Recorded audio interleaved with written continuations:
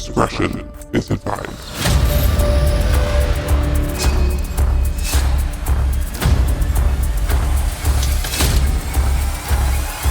This is 10-Minute Murder.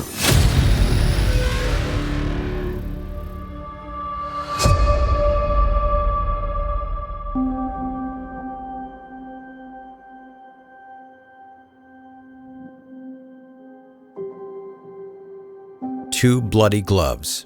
One was found at the scene of a double homicide, and the other at the number one suspect's home. It seemed like an easy case to close. The problem?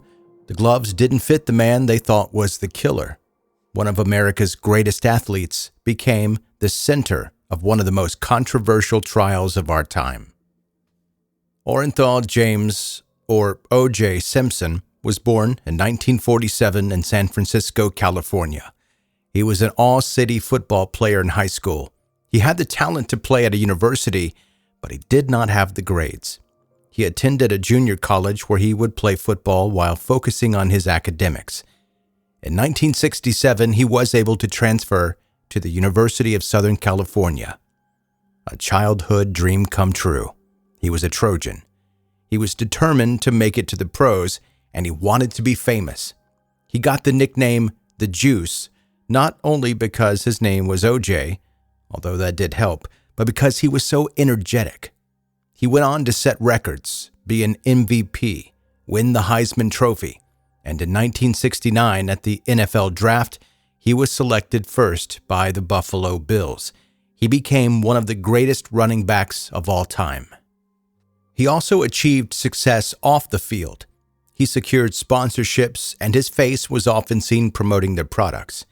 He married his teenage love, Marguerite, and by 1977, they were expecting their third child. He was on top of the world, but his world was about to turn upside down. He went to a nightclub in Beverly Hills called The Daisy.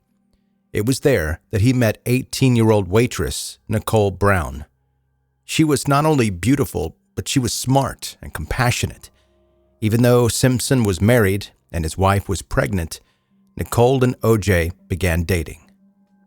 Over the next few years, Simpson got divorced. He retired from the NFL, and by 1985, that nightclub waitress was OJ's wife.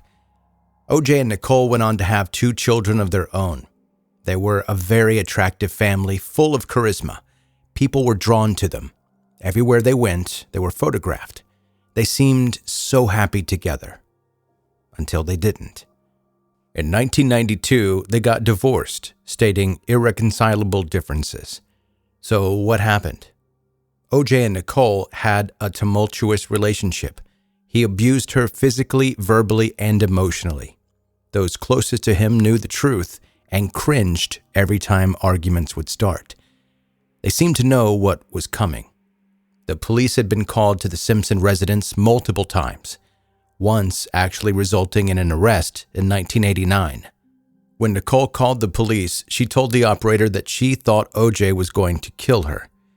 OJ pleaded not guilty to spousal abuse, even though the police found Nicole in the shrubs near their home, half naked, bloody, and beaten. Supposedly, she dropped the charges against him after being encouraged to seek reconciliation. But things did not get better, and divorce seemed the only way out. They shared custody of their 2 children, and even after the divorce, they tried to rekindle the relationship. Because sometimes after someone is gone, we tend to embrace the memories of the good times, forgetting about the bad. But it wasn't long before Nicole was reminded of all the bad times. She called the cops after OJ was at her place and found a picture of a man that she dated after their divorce. He was in a fit of rage, and she wanted the police to make him leave. Nicole had told her mother that OJ was stalking her. She would be getting gas or shopping for shoes, and there he would be, watching her. On June 12, 1994, Nicole took her daughter, a friend, and her mother out to dinner after a dance recital. Nicole's mother forgot her glasses at the restaurant. Ron Goldman, Nicole's friend, was not their waiter that night, but he did work there at the restaurant. She called him and asked if he could find the glasses and just dropped them off after he left work. He lived within walking distance from Nicole's home. Although the 25-year-old Ron was currently working as a waiter, he had plans to open his own bar. He was learning all he could about running a business, and he was excited for the future. Unfortunately, he would never get a chance to open his own bar. He was killed that night in June. So was Nicole. The police weren't sure if he went to drop off the glasses and he walked up on Nicole being attacked, or if the two of them were talking when the attacker approached them. A neighbor reported hearing a man yelling, "Hey," over and over. Nicole was stabbed multiple times in the neck and the head. She had a gash across her throat that had severed both carotid arteries. It was so deep that she was nearly decapitated. She had defensive wounds on her hands, and she was found in the fetal position in a pool of blood right outside of her Brentwood home in Los Angeles. Ron's autopsy showed signs of a struggle and 25 stab wounds. There was a bloody leather glove at the scene. The glove was later found to have blood from Nicole, Ron, and O.J. Simpson. When the police went to O.J.'s house that night, they found the match to that bloody glove there. It was also covered in the same blood. On June 17th, O.J. agreed to turn himself in. When he didn't show up, one of the most famous car chases in American history took place. His white Ford Bronco was spotted, only he wasn't driving it. His friend was, and O.J. was in the back with a gun pointed under his own chin. They weren't speeding. In fact, it was called a low-speed pursuit. News stations all over the country covered the chase live, even interrupting the 1994 NBA Finals to air it. Over 95 million people tuned in to see what would happen. He was finally captured. His friend, driving, said O.J. was not thinking clearly. O.J. Simpson was charged with both murders in a highly publicized, extremely controversial trial. That trial started in January of 1995 and lasted 9 months. They showed pictures, called witnesses, played 911 recordings, and brought in forensic evidence, including the gloves with the dried blood. The country was torn over the case. It became about abuse. It became about race. It became about fame. And the debates got heated. In one of the 911 recordings, Nicole can be heard saying, quote, "He gets this animalistic look in him. All his veins pop out. His eyes are black. And just black. I mean cold, like an animal."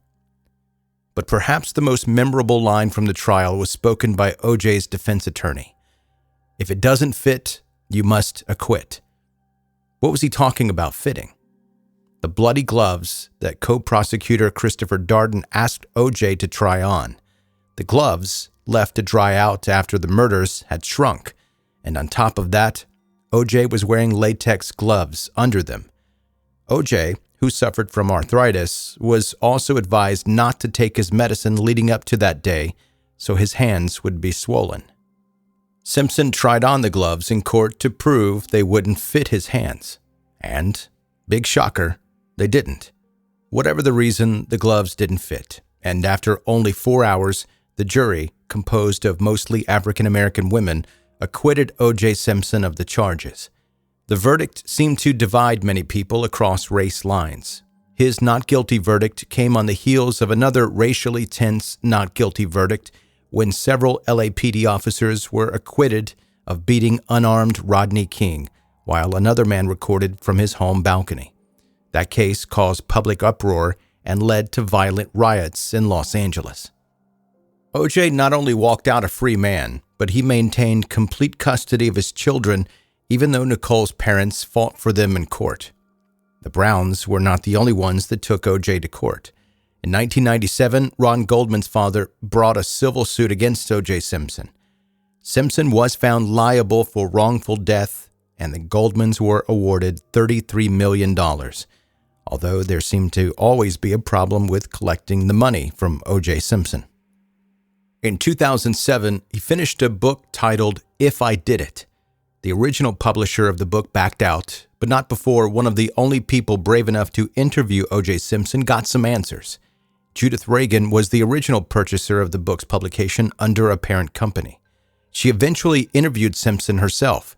Although she ended up losing her job and the interview wasn't even aired for 10 years, she asked about the topics the country had been discussing. O.J., referencing the book, said he was also at his daughter's dance recital that night in June, and noted that Nicole was wearing a short skirt that he did not approve of. While there, he said a friend told him that Nicole had been having wild parties with sex and drugs at her house. He was outraged since his children were there. He went to her house to demand that she stop what she was doing. The next thing he knew, there was a pool of blood, and his friend Charlie was holding the knife that had been in his car. But when he looked down, he was holding the knife. I should note that there was no evidence of anyone else at the scene, no other footprints leading to or from, no DNA from anyone other than the two victims plus O.J. Simpson, and no one knows if a friend named Charlie even existed. The ghostwriter on the book suggested that Charlie was a person created by Simpson to remove himself from the murders he mostly acknowledged that he committed. O.J. then said that he went home to catch a flight for a celebrity golf tournament in Chicago and left in a hurry, leaving a trail of evidence behind him. In the interview, he said if Nicole had been more stable as a person, a better spouse, a more responsible mother, that her murder could have been prevented. Reagan said that after the 5-hour-long interview, quote, "If you listen, he hangs himself on every word. His basic view was that she had it coming, and he saw himself as a victim." When the Goldmans learned about the book, they saw a way to get their money. They went to court over the unpublished book and won copyrights and movie rights. They changed the title to If I Did It, Confessions of the Killer, and had a different company publish it. O.J. Simpson did eventually serve time in prison. In 2008, he was found guilty of armed robbery in Las Vegas.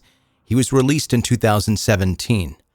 In 2023, O.J. announced he had prostate cancer, but said he was determined to beat it. He died April 10th of this year. Simpson was remembered by many on social media. Pictures of him at parties with smiles all around were shared. The sports world recognized a loss of a legend.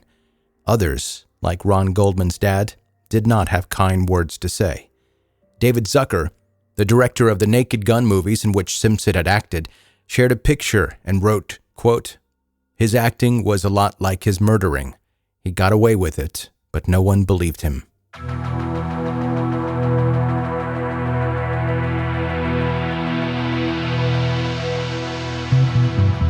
That's 10-Minute Murder for today. Brief and bingeable true crime. I'm Joe. I'm the host, and thank you so much for taking the time to listen to my podcast today. If you want to get in touch with me for any reason whatsoever, joe@10minutemurder.com is my email address. The website, 10minutemurder.com, and also be sure to follow any place that you have a social media account. TikTok, Instagram, Facebook, all those places. Just type in 10-Minute Murder and it's going to pop up for you.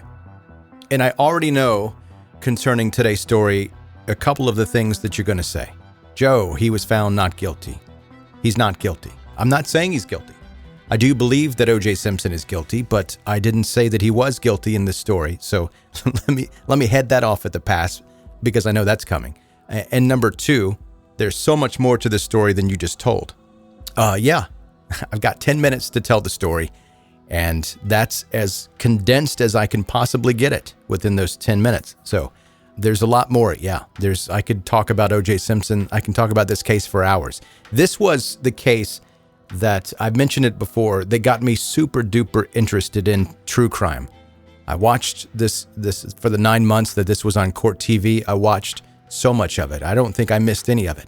This story, I probably know more than any other homicide case out there. Okay, that's going to do it. That is your episode for today. Thank you so much for listening to 10-Minute Murder.